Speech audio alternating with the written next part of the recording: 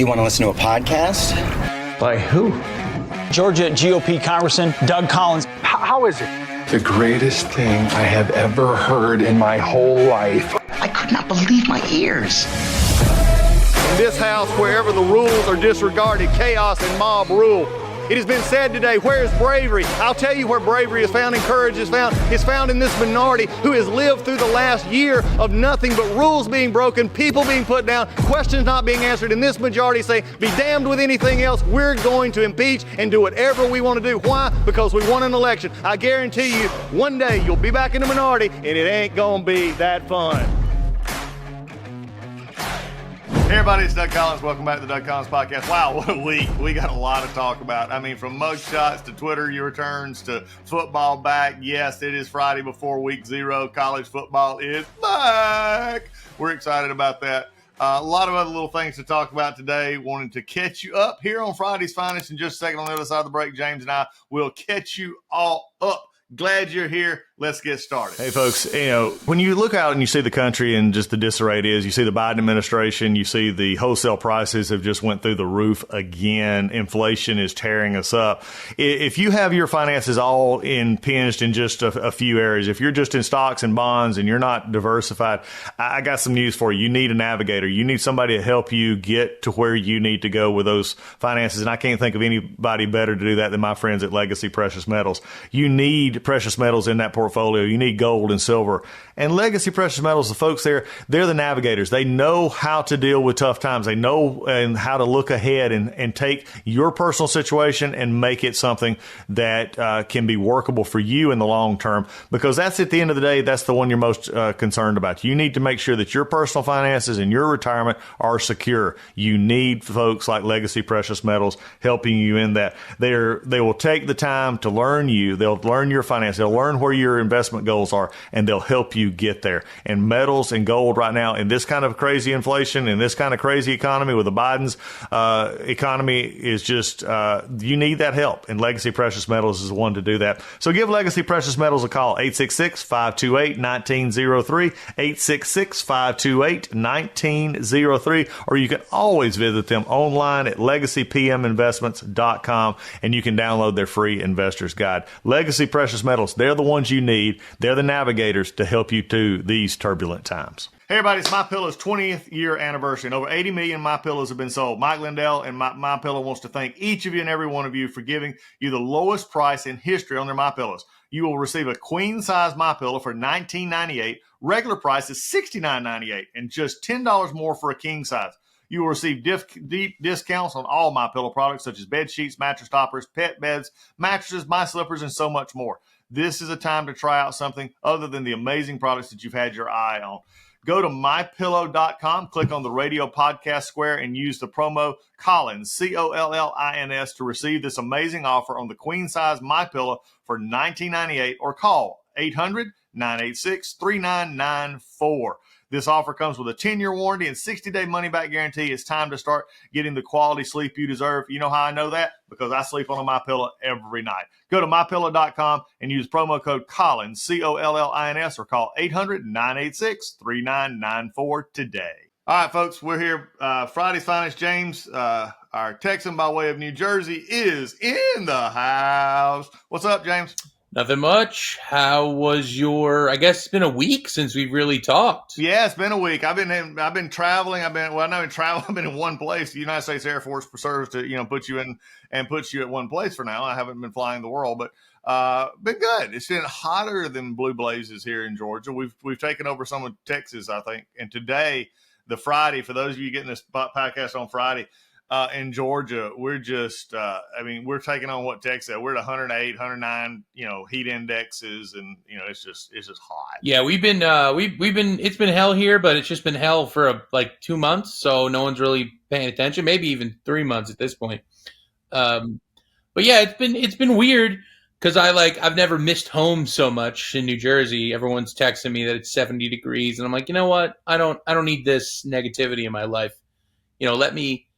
Let me live. Just leave me alone and let me roast out here like a vegetable. I mean, that's the most amazing part of that whole comment right there. James actually came out with the fact that that you're missing New Jersey. So that's, for some of us who have traveled the lovely Garden State. You've never been to my part of town. You don't know.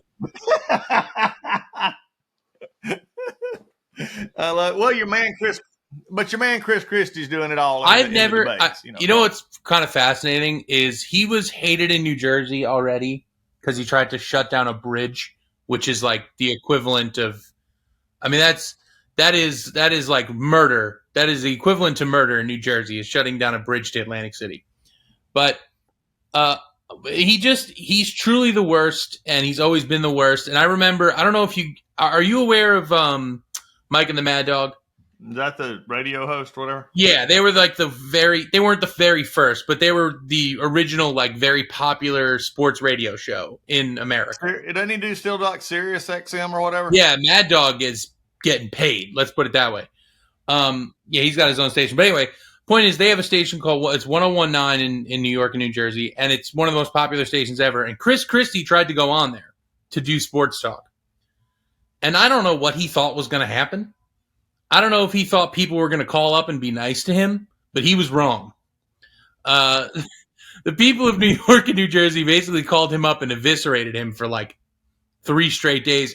There was like debate where they were going to put him on, and I was like, what are you thinking? They hate you here. Nobody likes you here. They've taken pictures of you sitting on the beach like a slug. Why do you think they're going to be nice to you here? I was always fascinated with his like position in New Jersey. Like, at first everyone was like, oh, okay, he's like kind of a good guy, and then he just threw it all away. Yeah, then it was throwing it all away. Yeah, it's I might have to play that. Yeah, we get that kind of stuff.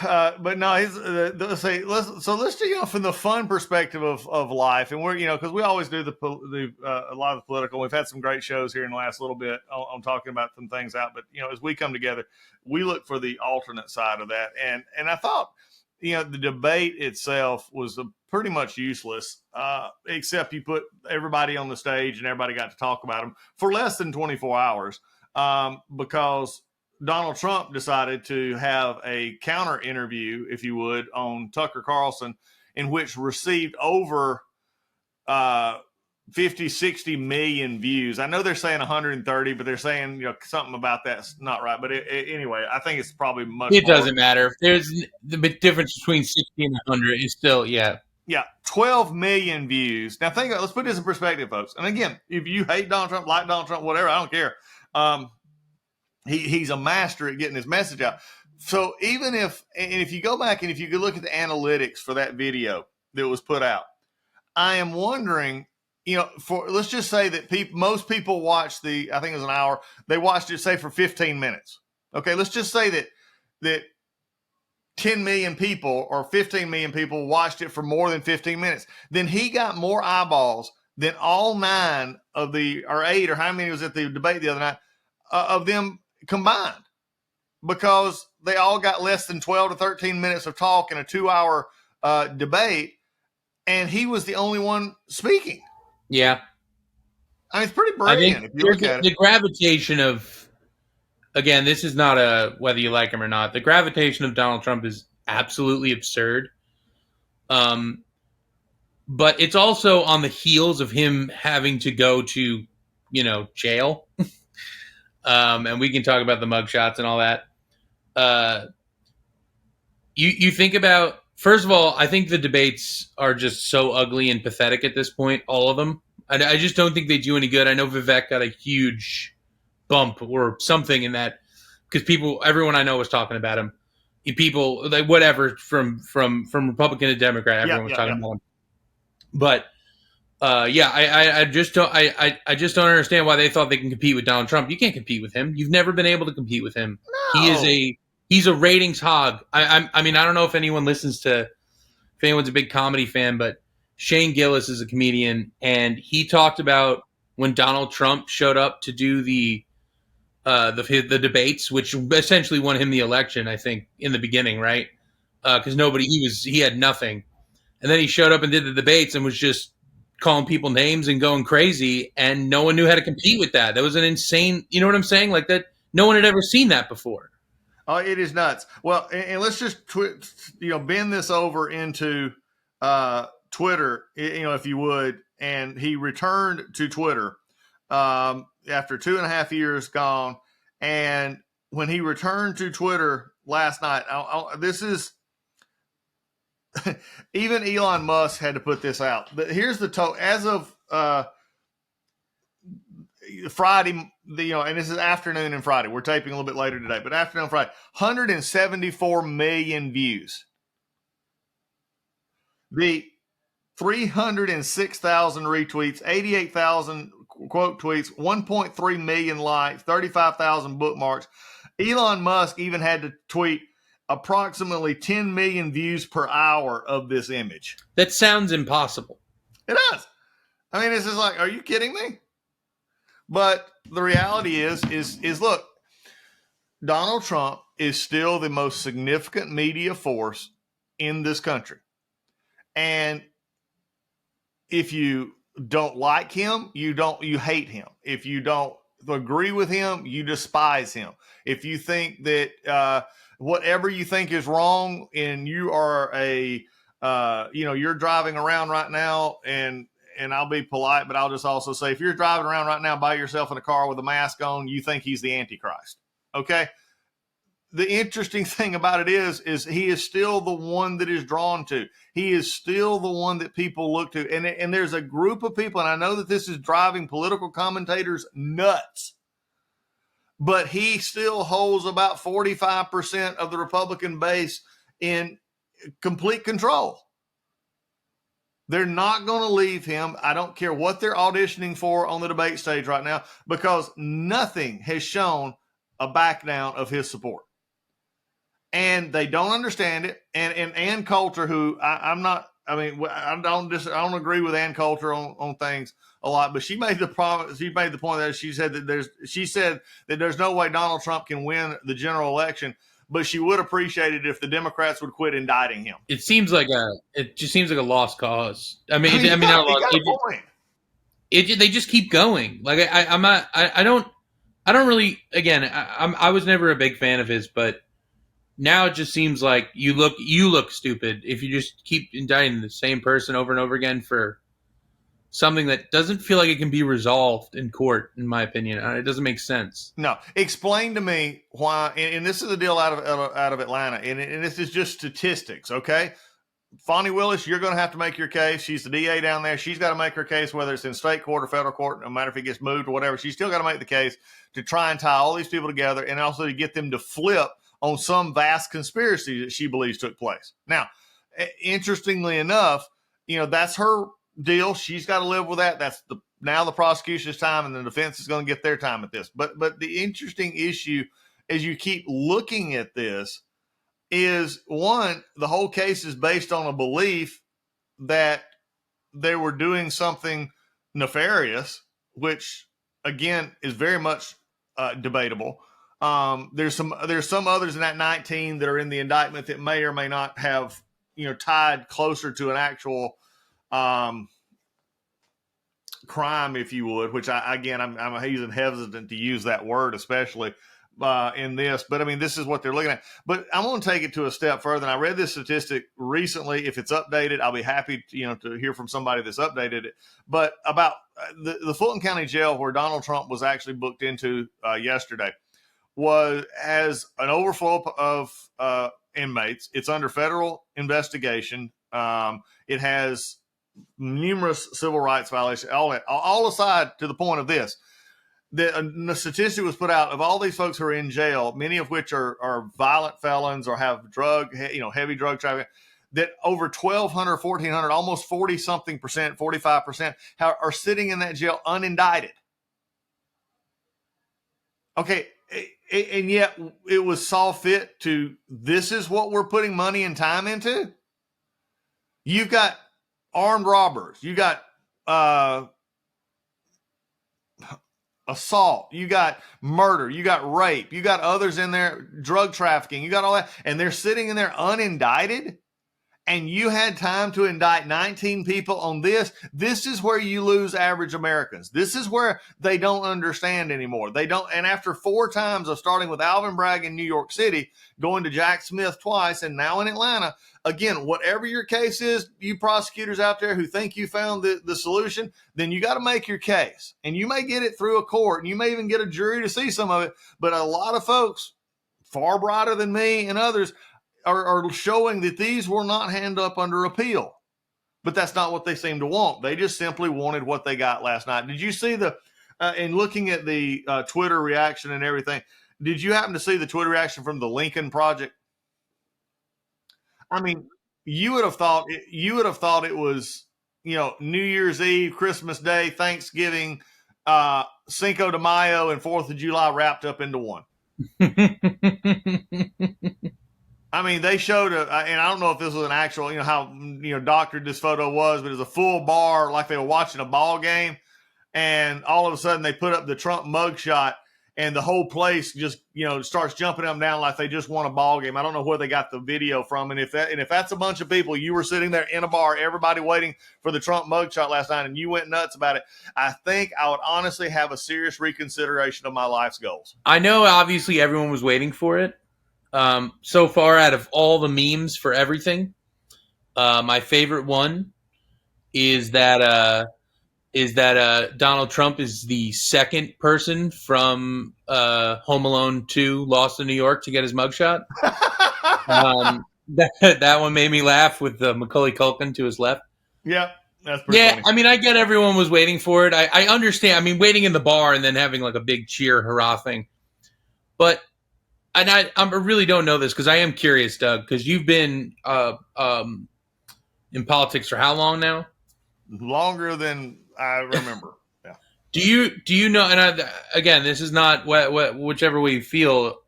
Has there ever been someone so hated on the left side that they would do the same thing? I'm curious. Like, I know there are people, because the way that some MAGA people are attacking others is just as disgusting as people on the left doing what they're doing. But I am curious, like, if there's ever been a time where someone was so hated that they would cheer for a mugshot for just like in a bar, like you're rooting for your team. I don't think so. And I'm gonna make a generalization, and liberals may get mad at this, and that's fine. They can always listen to the podcast longer and get educated. But I mean, Republicans and conservatives tend to not indict people for crimes that, one, they're either have trouble proving or going after, in which they are accused of using the law for political gain. And I'm not saying they don't. Now, please don't hear me wrong. But I mean, I'm sitting here thinking, as you were asking that question, I'm going back through this. Think about, going back to the liberal batch of people right now. Nancy Pelosi. I mean, you hear people all the time. Hillary Clinton, lock her up. Okay. That's emails, all this kind of no DAs in New York or Atlanta or anywhere else decided that they were going to, bring charges against Hillary Clinton. Jamie Raskin, head of the ranking member in the minority staff of the minority on the House Oversight Committee right now, actually went to the floor of the House in January 2017, and just lambasted the electors from certain states and voted against certifying them. Okay, take a step further. There was a group, and we can find this video, and we place part of it up here on the podcast. And it was called it was actors and others appealing to people who were electors in 2016 to be faithless electors. It starts out on the YouTube video that is out there that says, "I'm talking to Republican electors now. You do not have to vote for Hillary Clinton. You do not have to vote for Hillary Clinton, but you do not have to vote for Donald Trump."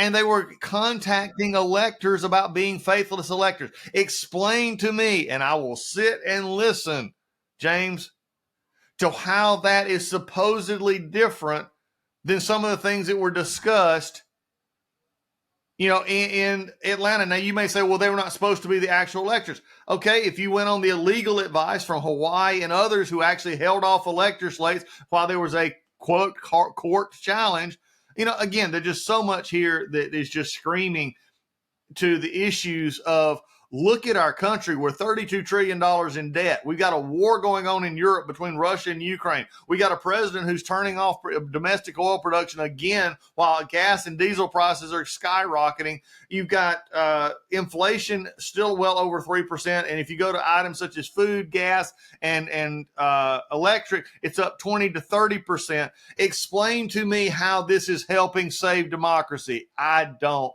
get it. You know what I was talking to my parents about the other day? What? It's funny you just said that.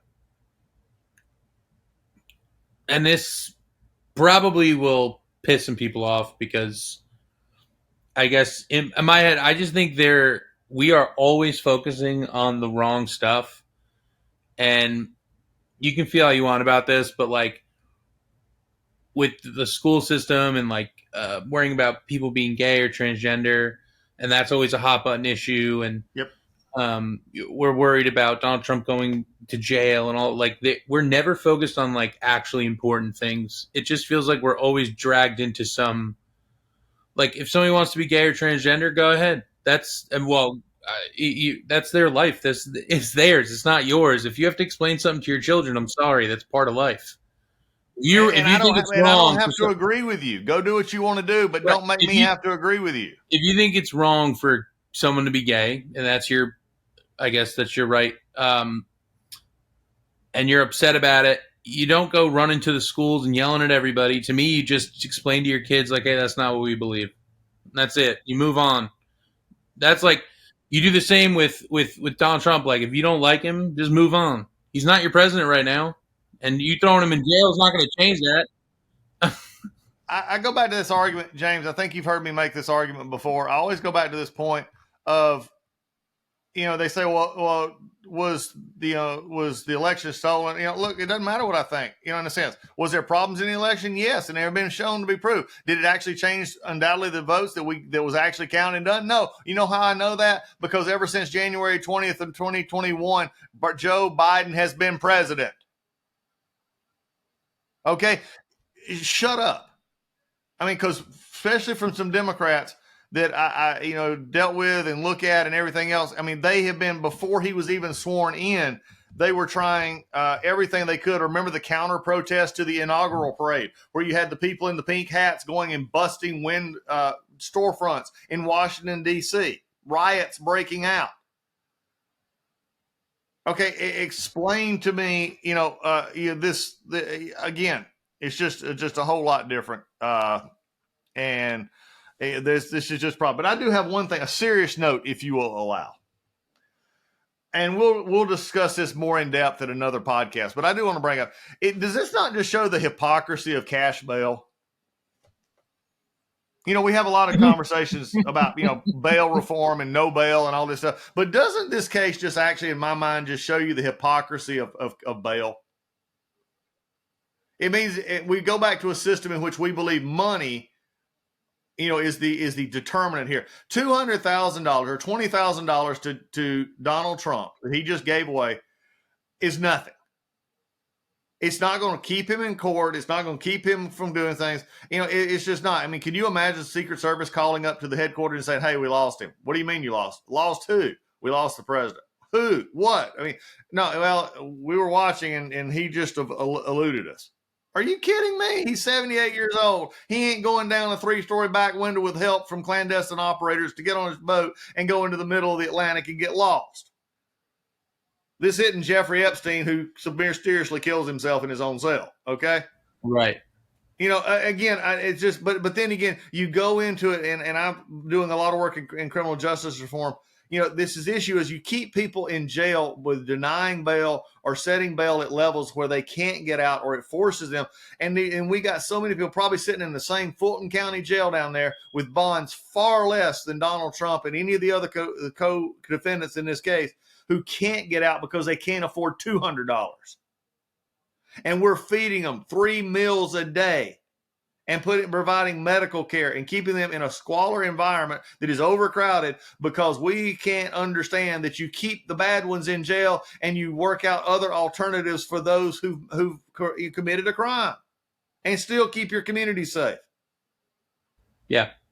There's my 1-minute rant on the Friday. I'm just sick of it. I'm with you, Doug. Do you want to get a little lighter? Okay. I got one for you.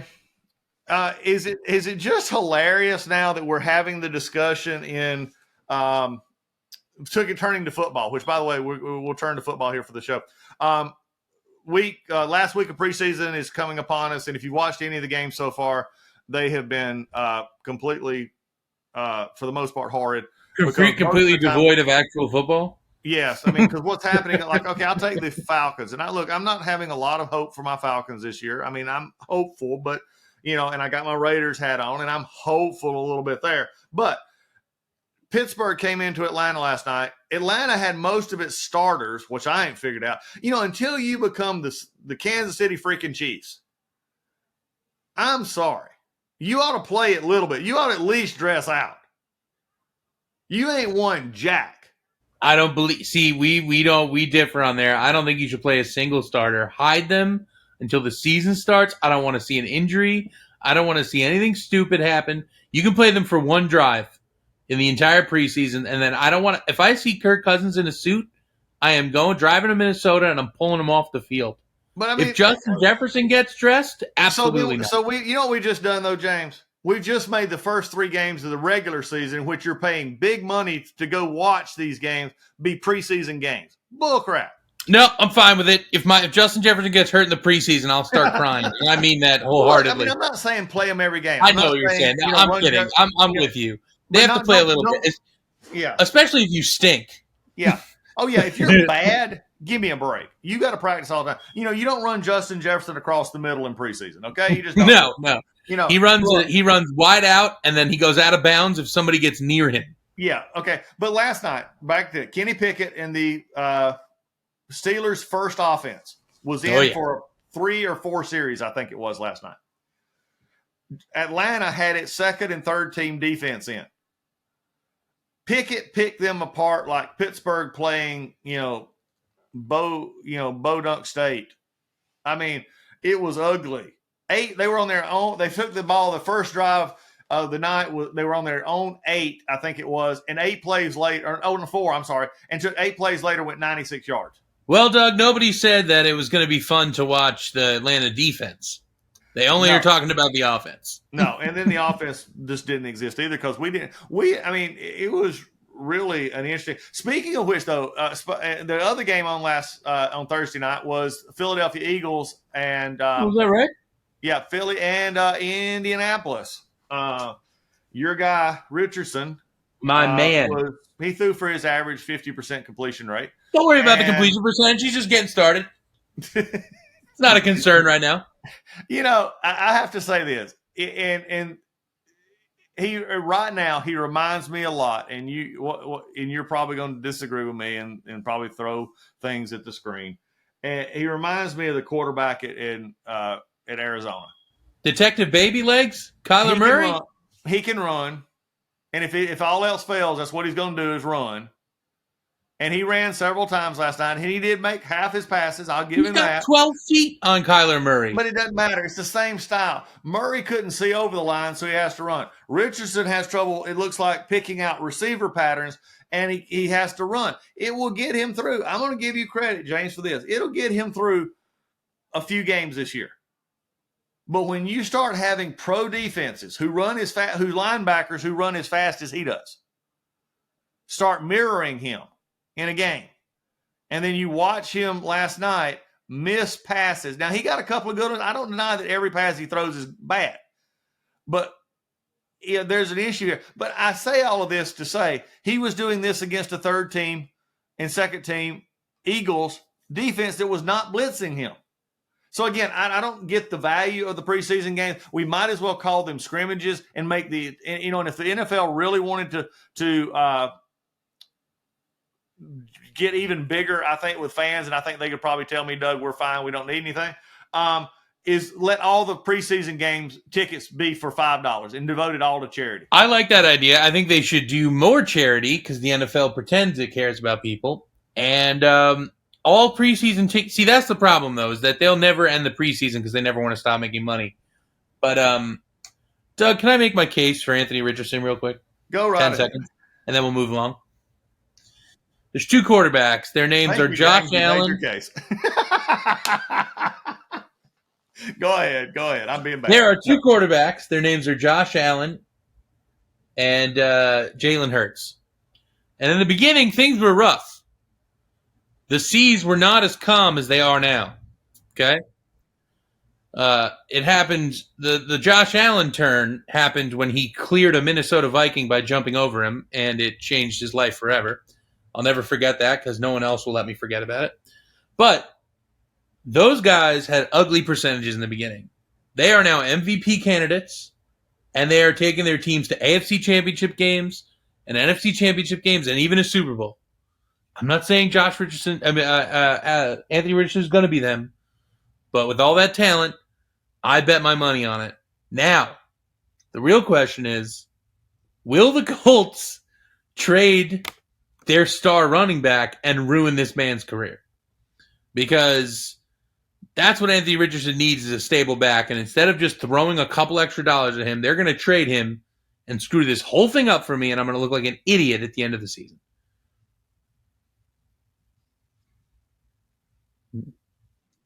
Oh, Doug, just agree with me one time. No, I'm just kidding.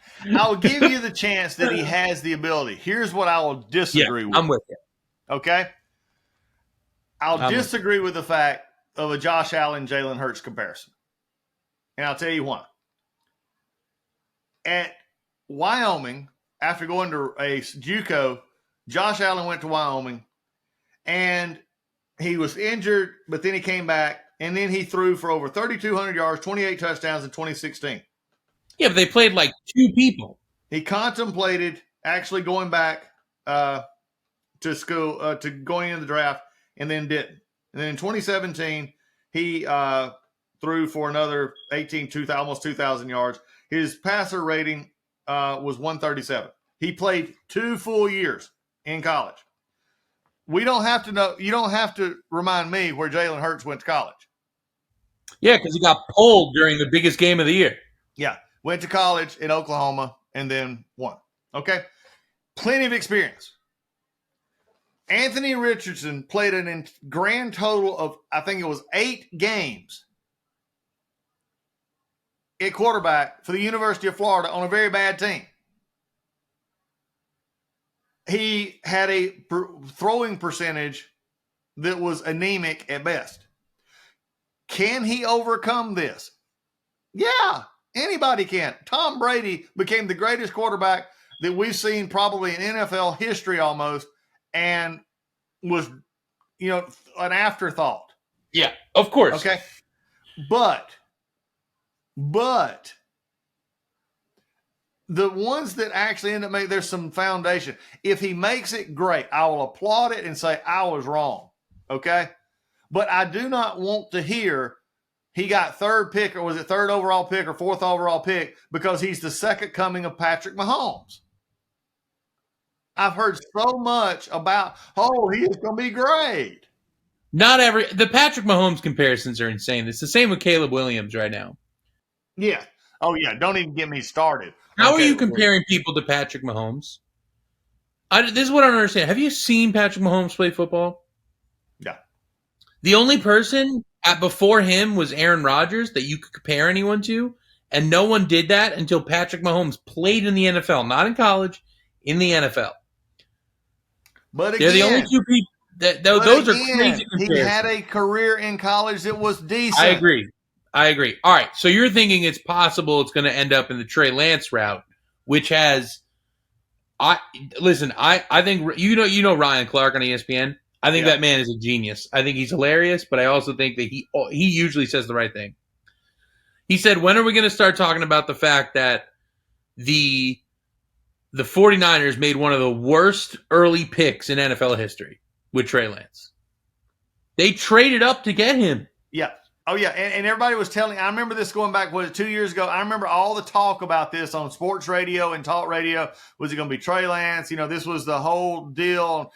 Trey's going to be the one. And who else was it? Well, there was a lot of Trevor Lawrence in there. And there was yeah. And other, but they went back and forth, and they said, we're going to get up to Trey. And Trey's going, look, Trey Lance, unfortunately, right now for him, and I feel, I didn't think he's probably ready for that anyway.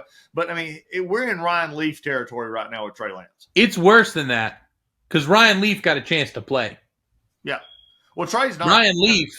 Ryan Leaf in college looked like an absolute bona fide pick. Yep. Where Trey Lance didn't even show that much in college. Just like you're saying with Anthony Richardson, he barely showed anything.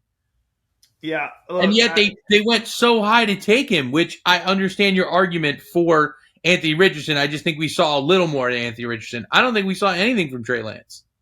I just think there's other motives there, other agendas there, and of let's see what we can do. He's got this. We're going to try that, and look, we'll see how it all works out. But at this point in time, do you want to hear Trey Lance's NFL stats as of 2022? Yeah, let's hear it. 102 attempts, 56 completions, 5 touchdowns, 3 interceptions, 797 yards. He's barely – I know he got injured, but, man, to put that and they're going to have to trade him now that he's the number 3 quarterback because Sam Darnold's taking the spot, obviously, if anyone heard the news, but they're going to have to get rid of him.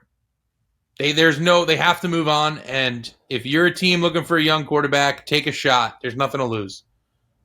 Well, nothing really to gain either, but hey, But you're probably not going to – I mean, I just don't know what they're going to want for him, but if it's not a lot, then get rid of him. I mean, but they pay him. He's made 20 – I hope he's invested wisely. That's my biggest hope. Oh, I'm sure he has.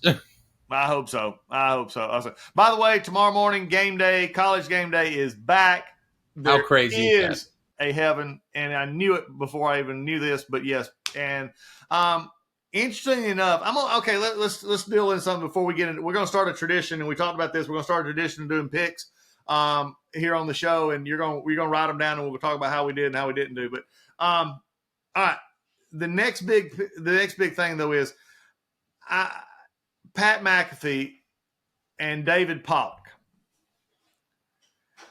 You could just see it last year when they brought McAfee in. McAfee brought like a caffeine jolt to the senior adult home.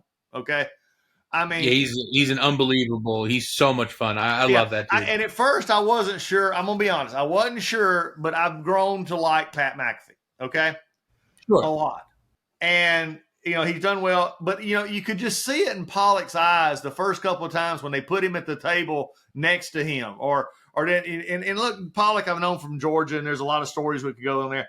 But, it had to be a kick in the rear for Pollock to get let go over the summer. He's for sure with ESPN. I'm not sure he what is he's doing. Boring, though. I mean, not to be unfair. No, to, but he was. But he had worked at it. He had tried hard. I mean, you know what I'm saying? McAfee just had, everything going for him. So it's going to be – but anyway, McAfee's back. Corso is supposedly back as well. We'll see how that goes. As we go. But as we get ready for tomorrow, games kick off. There's other games all around. The first big game, though, is 2:30, Navy and Notre Dame from Dublin, Ireland. And I'm going to what you got? Dan Patrick, the former SportsCenter host, has his own show, obviously, and he's down there right now. They had Will Ferrell, and they were doing a whole thing. It was awesome. Yeah, it's going to be pretty cool. Look, I will say this and say this and say this and say this. I'll take Navy in the line. I'll take Navy in 20.5. Yeah. Yeah. That was a 20.5. Yeah, give me that all day. We're going to make it a habit. Here, what we're going to do, we're not going to take the cheap way out here. Okay? For this season, James and Doug are not going to take the cheap way out. And if you want in on this, go to the DougCollinsPodcast.com, hit on that email button, and let me know, what you'd like to see us pick for the next week coming up. But we're not going to take the easy way out, James. You're going to have to take the line and not just the money line. Okay. Okay. So I'll take Navy and the 20.5. All right. Well, I'm not going to disagree with you. I'm taking that too. Okay. So you take Navy and 20.5. Here's this gives me my second for just a minute. I think Notre Dame, for the last 30 years of existence, is the most overrated, over-talked about, absolutely do-nothing football program in America. I am sick of the USC schedule saying, well, they got Notre Dame on the schedule this year. I'm tired of them being, well, we need them in the ACC. Well, what about Notre Dame? They're one of the elite programs in the country. No, they're not. If they're an elite program, I got 3 high school teams that can play competitively with them. When do we get rid of and realize that Newt Rodney and Ronald Reagan are dead and Lou Holtz hadn't coached them in 30 years? You know, you're really disrespecting Manti Te'o and Brady Quinn right now. Manti Te'o can go to his girlfriend and discuss it. Give me a break. All right, I'm moving on before I get a lot of hate from Dublin. Where you get hate from the Catholic community? And I'm Irish. Community's coming for you. So anyway, all right. San Jose State and USC. What's the money line? Like 50? 31. Or we can do over-under, 66.5. Or whichever. Over the 66.5 is the over? Yep. It's going to be – they're going to win like 40-0. No, I'm not taking that. No. Okay, so you want to take the under. I'm taking the under. Taking the under. You write that down. You're taking the under. I'm going to take in a surprise. Now, I heard this earlier today that there's if you had the first half bets, it's 17.5 point lead in the first half. I'm not going to take that, although I would like to, because I think USC's going to do something. I'm going to go again with the dog. I'm going to take the 31 and San Jose State. Yeah. They don't have a defense. Look, USC hasn't proved anything on defense yet. All right. Let's see. Also, what else? That's so wait, do we want to choose the over/under, or do we want to take the points? I'll do the points with you. We'll do either one. I'll say they. All right. We'll keep it with the points, and I'll say US. So it's 31. Yeah. I'm going to take USC. Okay, I don't care. I think San Jose. I think you're saying USC covers. I say San Jose State. San Jose covers for sure. I think they cover. Okay. One we may have to just deal with this one on the discussion because of actually we're going to have to for next week. But next Thursday night is actually one of the bigger games. Here's one though: Florida Utah next Thursday night, August 31st. Utah is a 5-point favorite. Over under is 45 on this game. Utah's the favorite over Florida. 5 Yeah, I'll take that. Yeah, I'll take that. You'll take Florida in 5, or you'll take Utah? No, Utah. Yep, I'm going to have to take Utah on this one as well. It's actually in Salt Lake at Rice Eccles, so I'm going to take Utah. Yeah, 5-point game, absolutely. That's just a touchdown for sure. I'm going to take Utah on that one. Let's see if I can find last little bit here. Oh, fiddle. All right, let's pick out another one. Here's one tomorrow. UTEP Jacksonville State. So you want to make it difficult? I don't have a line on this one. They don't have one? Well, don't worry, Doug. They have one. We just got to find it. Yeah, I got to find it. UTEP and Jacksonville State prediction. I don't care. The Miners are a 1-point favorite versus Jacksonville. I'm going to take Jacksonville State simply because they want to prove that they wasn't just simply Deion Sanders. I'll take Jacksonville. All right. Yeah, that's too close. I'll do the same. Okay. Last pick. Here it is. Vanderbilt and Hawaii in Vandy at the First Bank Stadium, which is basically like moving into a remodeled house that hadn't been remodeled yet. What's the spread? Last I saw on that one was 17.5 or 16.5 Vandy. Yeah, I'm going to take Vanderbilt. It's in Vanderbilt for sure. Yeah, I think I'll take Vandy on that one as well. So, anyway. All right, so we only disagree on one right now, and we want to do one more, and then I'll just purposely disagree with you? No, okay. What's the line on Ohio? What's the line on UMass and New Mexico State? UMass, New Mexico line. Okay. I'm looking here right now. So it looks like UMass versus Mexico State, New Mexico State -7. So they're giving UMass 7 points. I'll take the UMass in 7. No, I'm taking New Mexico State. So we'll split on that. James, we'll split on that one. Okay. Well, and look, folks, we're going to do college. We're going to do pro when pro gets in here. And, I'm not going to do anything on preseason. Let me ask you something. So for when pro season starts, right? Yep. We'll tally at the end of the season. Yep. We'll do this for pro, not college, because I think college is way more unpredictable. Yep. In my opinion. I will say at the end of the season, the loser buys dinner for the NFL. We're on the NFL. I love it. All right. I mean, I'm so excited for football, Doug. I'm shaking. I don't know if you know this. Your son is now in one of my fantasy football leagues. No, I dragged him in. Yeah, we needed a 12th guy, and I was like, oh wait, I'm gonna ask Cam. So your son has now been dragged in. I love it. You got the bow man. All right. Well, cool. Well, everybody, it's great to be with you here on the podcast. It's always good when we just have a good time talking with James. And so, look, we'll see you next time on the Doug Collins podcast. Go out and have a good one. And remember, football is tomorrow. It's game day. Say goodbye, James. Take care, everybody. Enjoy the football. All right. See you later.